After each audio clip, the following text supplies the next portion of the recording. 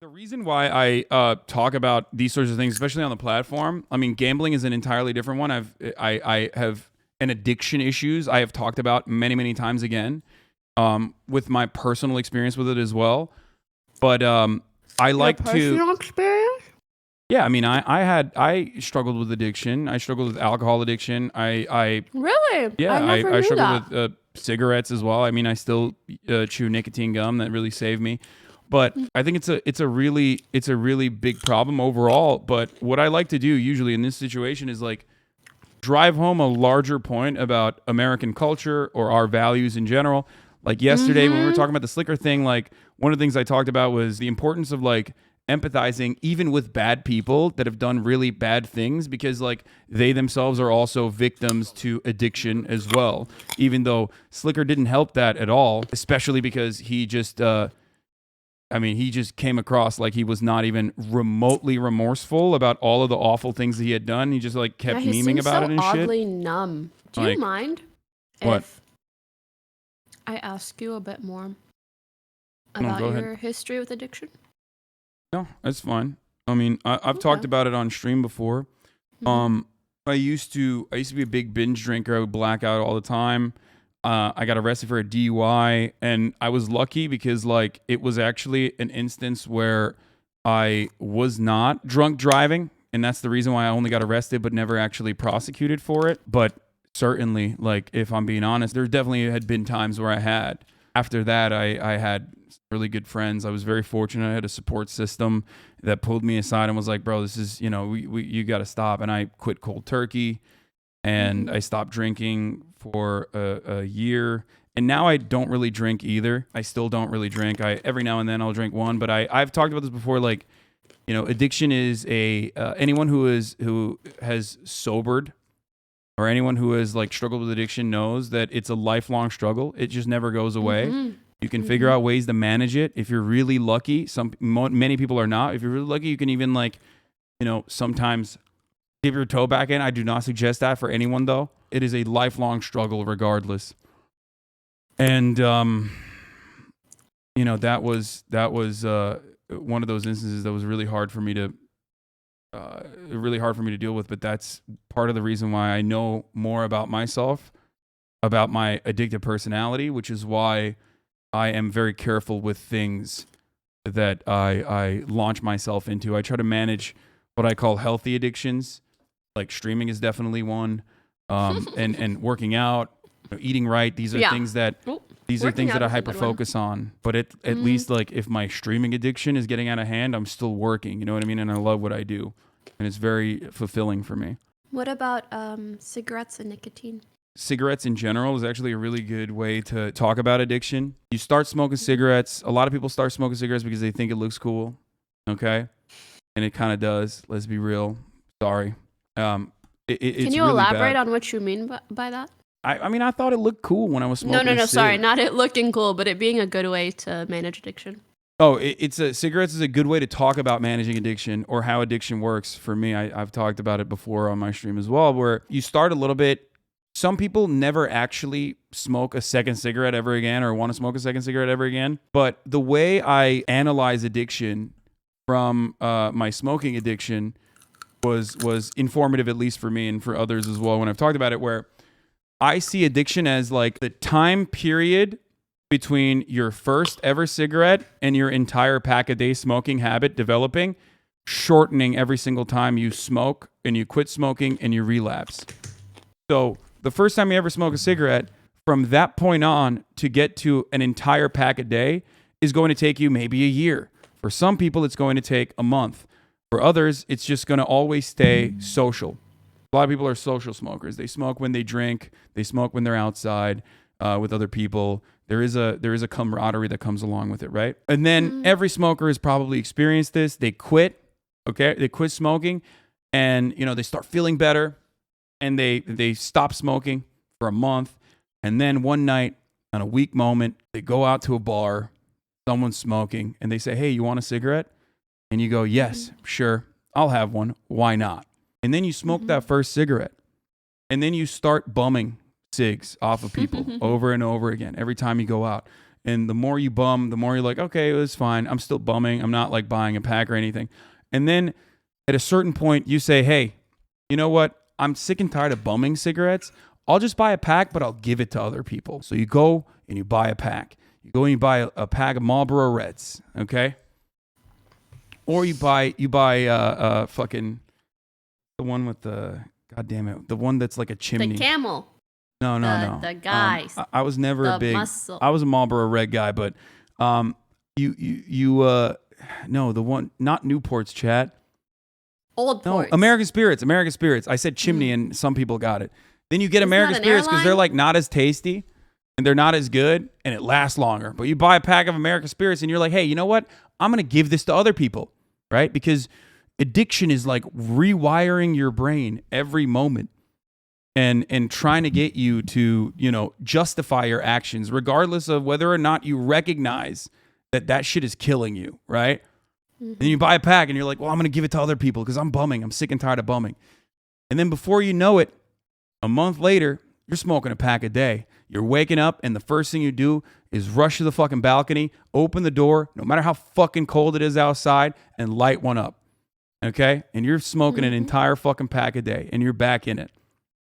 That window of time between your first cigarette that you smoke versus the entire pack a day when it's like the final worst place you can get to, that window shortens every single time you quit smoking and then start smoking again. That's, in my opinion, how addiction grows inside of you when you relapse. And that relapse refractory period is shorter and shorter and shorter every single time. It's the same with drinking as well. Especially with vapes becoming much more common.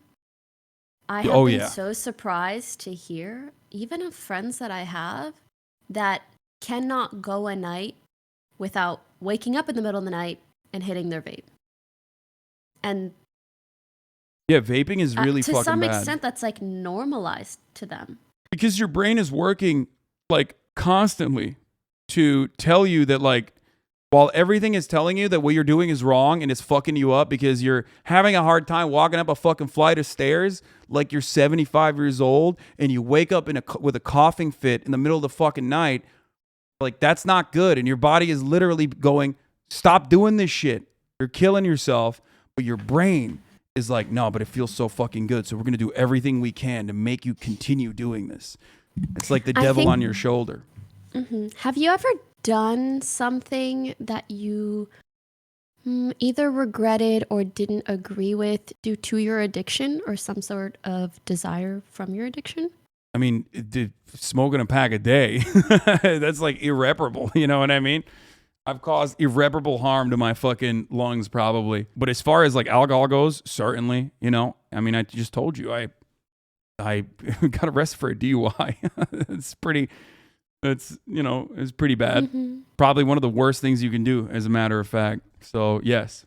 Yeah, the only reason I ask is because I think one of the things that a lot of people don't understand, especially if you've never either personally dealt with addiction or have known someone that has, is how addiction can change a person's behavior to the point of you not being able to recognize them and them not even being able to recognize themselves. Like addiction will truly take over a person's entire life. I had a friend in university who was so smart, straight A's, not just like borderline genius, but really, really lively.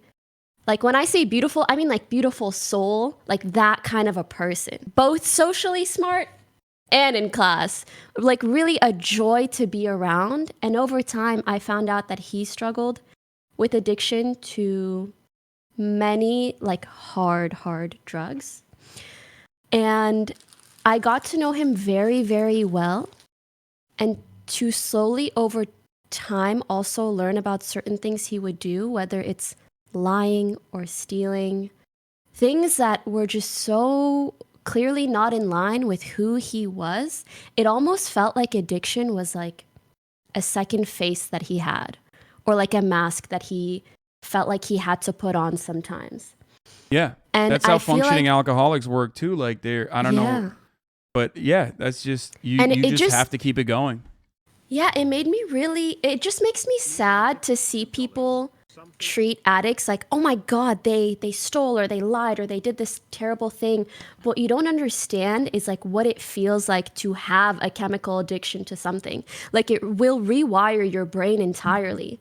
But Yeah. that doesn't mean that like there isn't a good person underneath there. It just means that they need help. Yeah, no, absolutely.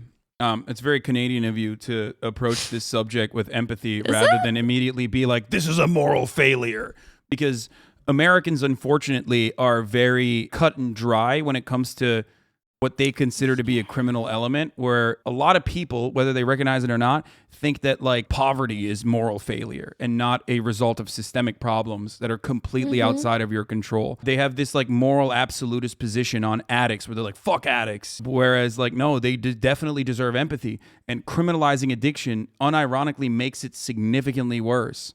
Criminalizing addiction makes it so much worse. These people need treatment. They don't need jail. Even if they've done horrible I things and they should 1000% atone agree. for that. Yeah, they should definitely atone for the horrible things that they've done. Ultimately, I always like to push for a empathy first approach when it comes to this sort of stuff. I agree. Like as simple as it is, it's actually funny that you mentioned that because I do recall in school having classes where they tried to teach us how to put ourselves in someone else's shoes. And like to any chatter out there, if you feel like you're a good person, you try not to lie, you don't steal, etc., etc. Imagine you became addicted to a drug, any drug, like physically, chemically addicted. You need to know no matter how good of a person you think you are right now, you can get to a point where you would do the worst things for another hit. Because that's how deep addiction runs. And so if you can accept that that is the reality of how addiction functions, why can't you understand that someone else might also be in that same situation? If you ended up there, would you not want people to help you? No, Would you not think back to like, I exactly. was a good person before I became addicted? Would you not want someone else to get the same help that you would want for yourself? It's really, really that simple to me. You're literally describing like how to do empathy. No, I know, but the crazy thing is, like when I read these Twitter replies, I feel like people can't do that. And I cannot relate. And I think that's why it makes me so mad. By the way, we're not even talking about Slicker at this point. We're talking about just like people who become addicted to everything. Yeah. Obviously, you're never going to solve every single problem, right? You're never going to solve every single problem. So what you're supposed to do is at least try to use the government, regulation, rules, laws to try to mitigate as much of the problem as possible. That's why we do not live in in a society devoid of any sort of laws or rules whatsoever. Everyone has to agree on it, and it should be a democratic process, certainly. But ultimately, there's a very good reason why we have these measures in place that stop people from going into a casino and dumping, their parents' credit card or however much money they have into that casino. Yeah, ultimately, it's about trying to lower the amount of people that end up in these situations and end up addicted. And that's why allowing for crypto gambling, not only its mere existence online, how accessible gambling becomes just by having websites you can go to do that, like that is unprecedented access. Not just that, but allowing it to just be freely advertised and showcased on Twitch to hundreds of thousands of people is insanity. Yeah, I don't understand why they don't see that. Like, at any given moment, when you click on like the top live streams on the platform, you're gonna see like 3 or 4 out of the top 10 streamers just straight up doing slots, which is like the most degenerate form of this because it's like gamified. Every part of the slot machine is created to captivate you. If you don't understand it, let me describe it to you. There are people that literally work to try to figure out the best possible way to get you to dump your money. And the way that gambling works, especially the way that casinos work, they will literally give you free money to go gamble there, right? Because they know out of every 10 person that they reach, and I don't know the exact number right now, but out of every 10 person that they reach, One is going to be what they consider a whale, a lifelong gambling addict. Their revenue strategy is to literally cast as wide a net as possible so they can get the fucking whales through the door. Bro, it's like if a drug dealer gives you free drugs. Yeah, I mean, Oh wait, what? They do that. They do that. I know. That's why it's so... Like, to draw that parallel, I wish people would understand it's very similar. I think sometimes people sit at home and they're like, my willpower is strong. That could never be me. That's not the case. Like, if that is your logic, you genuinely just don't understand how addiction functions. Yeah. Actually, two things. I just want to say, if this means anything to anybody at home, the wonderful people that I was speaking of, the friend that I had made in university, unfortunately lost his life to addiction. So that's one of the reasons why I'm so passionate about this. Not only that, but also, if anything, I feel like I'm glad that I was able to meet him and truly understand what it looks like to know someone who has an addiction like that. And the fact that it's not just, oh, if someone's addicted, it's their fault. They must be a bad person. They made bad decisions. That's really, really, really not the case. Secondly, I was hoping, Hasan, maybe you will be able to better elaborate on this, because I can't. Like, I can try, but I think you might be able to do a better job. I think a lot of people really, really like to compare addictions, whether drug, gambling, and then they want to compare it to things like porn addiction, to food addiction. Like, of course, people can be addicted to different things, but I think certain addictions are much, much more severe and debilitating, and they have a higher likelihood of ruining your life and the lives of those around you, or causing you to take your own life. So could you maybe, especially if you know anything scientifically, or if anyone in chat does, I'm just aware of the fact that there's a large difference between these two, and that's why it's not easy to compare them. But if you can elaborate on between why the that's two the of case. what? Gambling versus other kinds of addictions? Is that what you're talking about? I was going to say, especially when people compare it to like porn addiction or food addiction, it's like, I feel like those are not as comparable to gambling addiction. So the way gambling addiction works, for most people who don't understand it, I'll describe it. Gambling addiction is not about being addicted to winning. It's actually, and there have been many studies conducted on this, it's about the moment leading up. Your brain activity spikes in the moments before you actually before you actually figure out whether you won or not. That's what you are addicted to. You're addicted to that moment of uncertainty. And XQC himself has talked about this with you even, I believe, where he's like, nothing feels good anymore. Like, that's the only part of your life that you're like excited about, because it's such a powerful feeling that you want to recreate over and over again. And especially when you're playing in like super high stakes, when you're like dumping 75 grand on a fucking spin over and over and over again, that becomes your base point. You're never going to go back to like, doing slots with like pennies and feel that way as well. So it is terrifying, in my opinion. And that's part of the reason why it's so fucking damaging. With porn, you can be addicted to anything. Addiction is more of a personal problem. I was addicted to role play, like no pixel. It literally ruined my fucking life. People make jokes about it, and it's not the same as like, obviously it's nowhere near the same as like alcohol addiction or anything like that, but you can be addicted. I'm an addict. Dude, can I just say, you can't go from being like, porn addiction, I was addicted to role play, and then you're talking about GTA RP. Like, yeah, oh, sorry. Yes, I'm talking about GTA RP. I'm talking about GTA RP. Not like role playing in the bedroom. I was like, oh my, you could be addicted to like a king? No. Well, I mean, you probably can. I don't know. Sorry, go on. GTRP? Yep, no, but it ruined my life. Like, it physically ruined my life. I was playing for 16 hours. I would wake up early to play before I streamed. I would stream it the entire time. I stopped like fucking covering the news and shit for a while. It was ruining my personal relationships, and it took a long time to recover. Now I understand why you like cold turkey stopped. Yeah. And it's not the same for everyone. A lot of people can actually just be fine and manage it. I was not one of those people. I think what I wanted to understand was the different types of addiction. So apparently there's physical and behavioral. Physical relates more to drug addictions. Typically, behavioral is like food addiction, porn addiction, gambling addiction. So that's kind of like the differentiation, but they can both impact your life to the same severity. However, I do think gambling addiction has far worse repercussions, not just to you, but also to those around you than something like porn addiction might. Also, the rates at which people can be addicted to either thing are very different.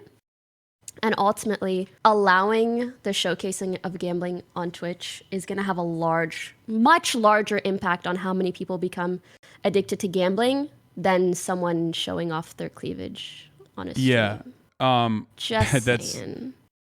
That doesn't even work that way. Like you don't I know. You don't like see Amaranth and go, no, oh wow, I'm gonna become a hot tub streamer now. And like there is an epidemic or there's a fucking epidemic of like people becoming hot tub streamers. Like that's not how this works. It's just that's entertainment. It's not. I don't know how to describe it other than you're like the barrier of like becoming addicted to watching hot tub streams is drastically different than getting addicted to gambling, which there's plenty of empirical evidence to suggest has the highest rate of suicide out of any addictive disorder, with 1 in 5 attempting suicide. Trigger warning. It's sometimes called a hidden addiction as it has no physical symptoms. And that is part of the reason why it is one of the most suicidal, because like there's no like external qualities. Like your body is not decaying in the same way that it would if it's for like any other category. You know what I mean? Any other kind of addictive disorder. Mm-hmm. So, it's just more like that. I mean, you saw it with Slicker. He was able to do this for 3 fucking years without people recognizing that he was doing this. 3 years? Yeah, he started at 2019. He asked me for money in 2020, but he said he started in 2019, like at the end of 2019. And I feel like it really, really ramped up in the last 2 months, though. Because I know if he asked me, he must have been really desperate. To ask me, bro? Like, I gave him money in 2020 when he asked, and then he didn't ask for a while, and then he asked me again last month. And it had gone up, like, a lot. Like, the first time he asked me... Kind of unrelated, but he's not the first content creator to go around asking a lot of people for money. Yeah. You and I have talked about this before. Mm-hmm. Yeah, you're absolutely right. And I'm really curious why the others did it. But there's no way to know if it was like related to gambling or not. So one other thing, a lot of people immediately go to compare, the issues that we have with gambling streams to people promoting alcohol or alcohol-related events and sponsorships. And yeah, I've talked about this before. Et I talked about this before as well. Super easy. If a 12-year-old could materialize alcohol the moment that they saw it on fucking screen, right? When they're watching Misgif or whatever, whoever the fuck's doing an alcohol sponsor stream or whatever, if that like automatically materialized in your fucking bedroom and you could drink immediately, the equivalent then yes. exchange. Then yes, there would be a need to heavily regulate that as well. I agree. Not only that, but at least personally speaking, this is one of the reasons that I've never ever taken an alcohol sponsorship. And let's be honest, alcohol advertisements are very, very prevalent already. Gambling streams are something that... No, yes. Let me explain. Gambling streams, at least within this community, this platform, this circle that we are a part of, have not become like that normalized yet. So why wouldn't we try to stand against it? Are alcohol sponsorships or advertisements good for children? No. What the fuck can I do about that right now? Honestly, not too much, so I'm not going to fucking talk about it right now. Yeah. Even if I disagree with it, right now we're on another topic, my friends, and at least something that I feel like we have a higher likelihood of having some sort of impact on right now. Yeah. But remember, like I said, DraftKings fucking sponsors everything. Yeah. They're all over Twitch. They're all over Twitter. I recently retweeted something. It was like trending, Slicker, Hasan, and then DraftKings ad right on top of it. Like, That is just how it is. It's a multi-billion dollar industry, and it is becoming more and more prevalent. The more revenue it generates, the more people it can reach out to, the more it can like legitimize itself, the more money it makes as a consequence of becoming legitimized because of these institutions are, aligning themselves with it. The more they can genuinely legislate and lobby the government to ensure that they can continue to go scot-free and destroy any kind of regulation that could exist. It's terrible. Sorry. That was such a notice me sigh. I didn't mean to. I was actually just sad because when you said that, I don't know, it just makes me realize sometimes how many problems we have. We live in a society, and sometimes it gets really, really overwhelming. I mean, obviously, I try to do what I can. And even with my tweet yesterday, that's like, like this shit if you think gambling shouldn't be on Twitch. I know to some people, it's like, you're just virtue signaling and farming likes. You gotta think about, like, what the fuck can I do? Honestly, that's what the fuck I can do.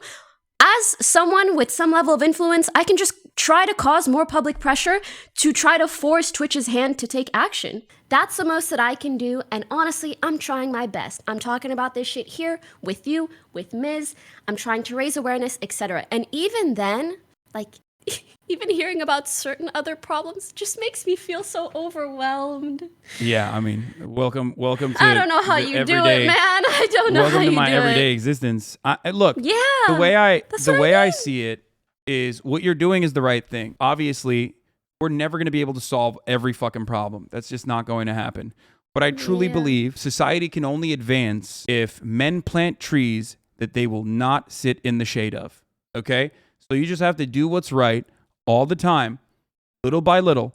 And even if you don't see the change itself, okay? Even if you don't see the immediate change itself, even though these systemic problems require systemic solutions, and even the pressure valve in pushing people to do the right thing is going to be really, really, really, it's going to take a really long fucking time to change, you should still do it. Oh my God, everyone is saying men. You guys are the fucking absolute worst. I swear to God.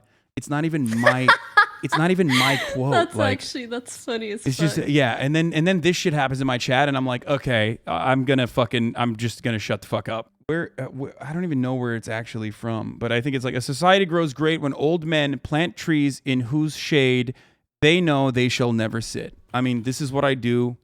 I speak out against capitalism on a regular basis. We have thousands of community organizers in my community. A lot of people who have been influenced by this, by the things that I've mentioned. They've joined organizations like DSA, YDSA. They've organized their own workplace. Shouts out to Chipotle, first ever Chipotle organized in Michigan. Those are Hasanabi heads that did that. Shouts out to the Starbucks, Starbucks that have unionized all around. Amazon Labor Union. There's so many people out there that have done things that immediately improve their material circumstances, and that's not going to immediately change society for the better. We're never going to actually like have a perfect solution immediately. You just keep doing what you think is the right thing, and you hope that there is a better tomorrow. You just got to fucking lay the bricks. And people are so cynical immediately, like, why is he taking credit for this? I'm not. I am nothing without my community. I recognize this all the time. I talk about it all the fucking time. I'm not taking credit for it at all. Saying that this community has people that have actually practiced that. Anyways, but you're right though. Collective action in this situation is absolutely the appropriate thing to do. It's the right thing to do. People are just wasting so much time talking about other issues. I had to Google whataboutism a few days ago. Oh yeah. And there's just no better term, dude. There's no better fucking term. Oh my God. Yeah, no. It is a deflection tactic that many people engage in, where they just God. Yeah. Where they just make my brain fucking hurt. But yeah, for people who are thinking that like gambling is dissimilar to an opiate addiction, it's not necessarily that dissimilar. These are two highly toxic addictions, and it is genuinely so successful if it wasn't so insanely profitable. Someone who's losing $3 million a month or whatever gambling would not be getting paid $1 million a month at the time when we first had this conversation back in 2021. No company, no corporation is giving money to someone because they like their vibes overall. They're giving money to someone because there's a return on investment. And that fucking return is high enough that there's no budget for vibes. Yeah, there's no like what do you think? You think like Steak is sponsoring XG and Train because like they like the vibes? Is that why? They're just literally losing money. Oh yeah, to those asking, why aren't you talking to Twitch about this? We've already tried. Yeah. And it's kind of fallen on deaf ears or no real response. I don't know. 24 Frames of Nick. I don't know if 24 Frames of Nick is like serious about this or not. Maybe he is. He wrote a tweet longer. I thought he was. Connor replied to it, right? Because he's a memer, right? I mean, maybe he did. That's the conundrum. When you're a big memer and you like come out with something serious, all of a sudden it's like seeing everyone recently talk about the ills of gambling. I feel it's best I present my own issue and personal struggle with gambling. I discovered online gambling on stake.com last year in May from Twitch streams that I am a massive fan of and still watch every day. Last year, I was doing very well. My YouTube was paying me very well for my size. I made a lot of great investments. I had $20,000 in my bank account and nearly $40,000 invested. But then I discovered online gambling. I started small and won big. I won $40,000. This was amazing for me, and I thought it was nearly too good to be true. That same day, I lost it.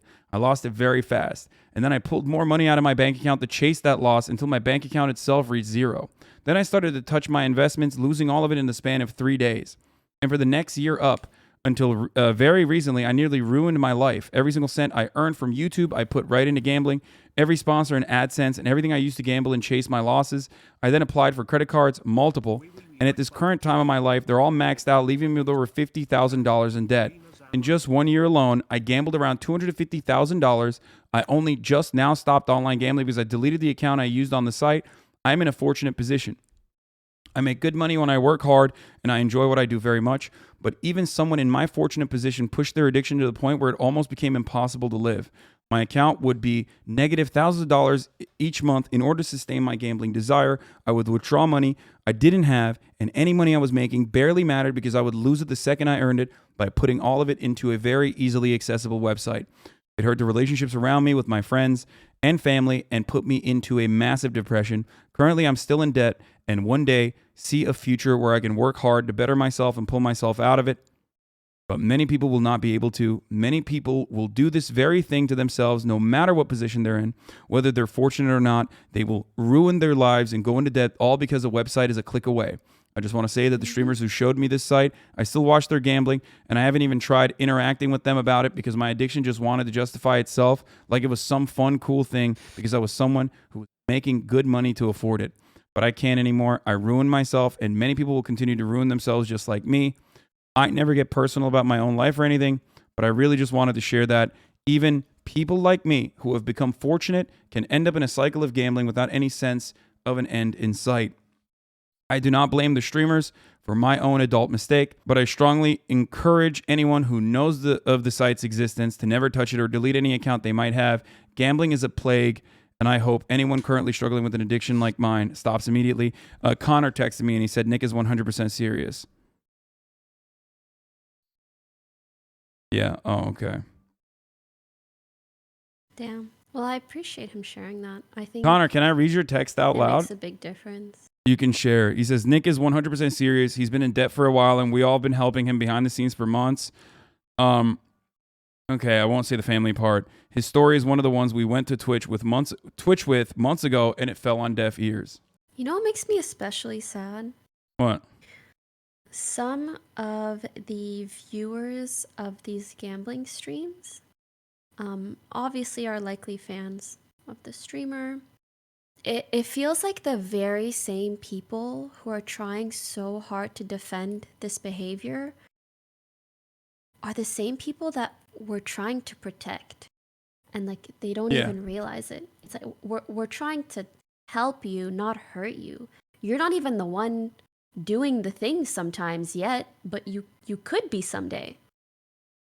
Yeah, they think they're above it. It's just crazy. Like they react in such an angry manner when it's like, bro, you're who we're talking about, and we're looking to help you, not prevent you from doing something you want to do. If someday you wanted to gamble responsibly, you could still do it. It doesn't mean it needs to be promoted on Twitch. Oh Just makes me shit. feel like they're Miskiv is like so Miskiv deep. is using his main account to counter train now. What did he say? He said, if we're going to deplatform people for scamming others, shouldn't we have banned you for Joltcoin a few years back, is what he said. Bruh. He went to the fucking archives for this. By the way, what you're describing is something that I experience on a daily basis from people who like simply refuse to understand my position or see it in a charitable fashion. And it sucks, but you know, you got to keep your head down and keep pushing through it, no matter what people who oppose you in that situation. Did you just fall off your chair? Yeah. What the fuck? It was a very spicy tweet. What That's can a deep I say? cut. That is a deep cut. Sheesh. I respect it. Gave away 3.5 million USD and paid for my core community's mental health care before I even touched gambling on stream. And Hasan Pokimane, Miskiv Frog spread fake news. I only did a tax write-offs. Wait. All you do is pump New train disinformation. Are you going to send Maya and Mitch to railroad and blackmail me like you did What? those girls to cover up those sexual assaults, you fucking scumbag piece of shit? You want to What come at the me and make fuck? shit up? Then you better be sure you don't live in a glass house, you insecure. I'm lost. I don't even. Holy shit. Are you going to send Maya and Mitch to railroad and blackmail? Like, dude, all those girls cover up the sexual assaults. You fucking Wait, what scumbag does it piece of mean shit. to You want to come at me and make railroad shit up? Then him? you better be sure you don't live in a glass house, you insecure pussy. I literally just read it. What does it mean to railroad him? I don't know. What the fuck? Oh, like override? Miskiv said, it makes no sense. It really makes no sense. It makes no sense in my chat. I don't know what the fuck. Why isn't Miz in my chat? Miz, what the fuck? Yeah, that's fucked up. I don't even really know what he's saying. This is like, I mean, the platform is like fucking falling apart. I disagree. I think Twitch has always thrived on drama. It's more of the same. Yeah, I mean, Like, think about it. Every single top streamer has spoken about this. And the more popular you are, the more you've talked about it. Whether it's you, Miz, XQC, Asmin, like literally anybody. You borderline cannot be a top streamer on Twitch without talking about drama or being involved to some degree. And it's kind of sad, but yeah, no, it's for. I mean, reap what you sow in this community. The easy way out of this is just by being like, oh man, it's for clout. You're doing it for clout, or maybe you think like, you know, or maybe that's just projection from you, and that you know people do genuinely feel like there are certain things that legitimately hurt the audiences overall. I don't know. Well, I mean, if this wasn't related to gambling, I probably wouldn't have talked about it, only because I feel strongly about gambling. But generally speaking, my point was not that I'm better than anybody else, but just that if you notice, objectively speaking, this platform has a lot of drama and people really like it. And I think it's because streaming in general is pretty parasocial, whether you want it to be or not. Spending hours watching someone, you get really invested. And one of the things that people get really invested in are these little details, the drama, the backstory, the everything. It just is what it is. And then it turns out that all top streamers cover it or talk about it or get involved. Yeah. And anyone who thinks this is like a new issue for me has probably not kept up with the many times I've spoke out about this openly, which I do legitimately suspect is part of the reason why me and XQC's relationship soured over the course of the past year. You guys are talking about, like, you want us to talk about Train's tweet. I read it. I don't fucking understand. So, and I think he's not even talking about Miz. I think he's talking about someone else. But I cannot speak to it. 'Cause, Yeah, I don't know what the fuck that was about. But XQC also dipped his hat in the pool and said, "Oh snap!" And then like the zipper mouth face emoji. To Train or to Miz? Yeah, like under Train supporting it, I guess. From Miz offline chat, Yeah, no, I he's think- talking about Slick when Maya and Mitch went over to talk to Adriana Lee. Oh, okay, He's that's what it talking was about. So he's talking about something that Slicker might have done. No, not right? Slicker, Crazy Slick. Oh, Slick, something that Crazy Slick might have done. But that's still not Miz, you know? No, he's just, I think he's just trying to find anything and everything he can, but Your it's friend also, did some weird shit that I heard about. Okay. yeah, but what is it? Adriana Lee tweeted and said, realest thing I've ever heard. When did all these virtue signaling narcissist streamers become suddenly activists? Am I supposed to believe that there isn't some type of agenda here that you actually care? Realest thing I've ever heard. You know who these people are behind the BS. Exactly. And they still get away with it. Literally, Adriana how do we Lee. benefit from speaking against gambling streams? How? What agenda? The agenda of caring about other people? Crazy. That's fucking insane. I thought like Crazy Slick, like this is not a defense of Crazy Slick at all. I don't know the exact details of this, but didn't this like pop off on LSF or something? And then Crazy Slick came out and apologized for it and said that like he was going to get therapy or something. I don't know. But the idea that like we're virtue signaling is of course something that people say all the fucking time, regardless. It's just something that you're always, if you ever come out with your genuine opinion on something and it rocks the boat, and especially if it fucks people's bags up, Pokey, they're going to yell at you and they're going to find any way and every way they can to say you're in the wrong here. And if they can't actually address the points that you're putting out there, they're going to try to undermine your personality. They're going to try to undermine the argument by just attacking you as a person and trying to figure out if there's like some underlying reason as to why you're bringing this up. I mean, people say that all the fucking time. That's why one of my number one hater thing is always like, oh, I'm a grifter. And it's like, dude, if I was a fucking grifter, I would be a right winger. It's the easiest way to make money. No one is ever going to fucking yell at Ben Shapiro for buying a house. You know what I mean? Like Ben Shapiro's worth like what, 45 million fucking dollars. It's a good thing I really, really could not like if you gamba all day on stream, no offense, but I just don't really care about your opinion about me. So, I mean, they can throw out whatever conspiracy theories or pretend like we might be benefiting in some way, but to be frank with you, speaking out about gambling as intensely as I have been, especially in relation to Twitch, not even in relation to these specific streamers, like they're really just going off. Like, if the shoe fits, congrats, Cinderella. But what I'm doing, if anything, puts my relationship with Twitch in jeopardy. It's in a contentious. you are in a contentious relationship. It puts my relationship with Twitch at jeopardy, which puts my own bag in jeopardy. And yet I am still standing up for what I think is correct. And I'm sorry if that makes them feel insecure or makes them second guess their behavior. Like, so the fuck what? Yeah. I have a Pilates class to get to. All right. Well, Pokey, thank you so much for coming on and talking to me about this stuff. Yeah, thanks for chatting. This was fun. Yeah. You know, we'll next time we're both mad about something, let's chat again. Yeah, no, I'm down. All right. Have a good one. Bye. Bye. Twitch.tv/Pokimane, everybody. Not that you didn't know already. Of course. Bro, you're so awkward sometimes, Lamau. Sorry. There is 47,000 people in here. I'm trying to manage the chat while simultaneously offer whatever I can. I'm trying to be educational and entertaining while also managing people that are just like sending crazy shit left and right.